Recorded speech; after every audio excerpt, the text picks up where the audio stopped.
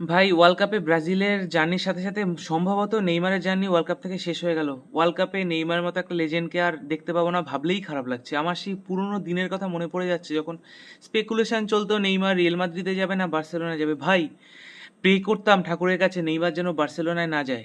Neymar বার্সেলোনায় গেলেও তার প্রতি ভালোবাসা একটুও কমেনি।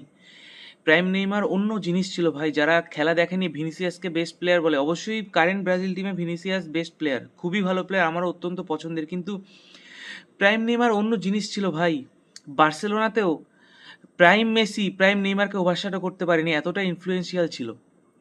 কেরিয়ারের হাফ যদি চোট শেষ করে না দিত তাহলে মেসি রোনাল্ডোর পরে আমরা নেইমারকে নিয়েও সেলিব্রেট করতাম, এতটা ইনফ্লুয়েন্স ছিল নেইমারের খেলায়। ব্রাজিলের জার্সি পরে নেইমারের খেলা যারা দেখেনি ব্রাজিল ফ্যানরা, তারা বুঝবে না ভাই নেইমার কি জিনিস, কি লেভেলের প্লেয়ার ছিল।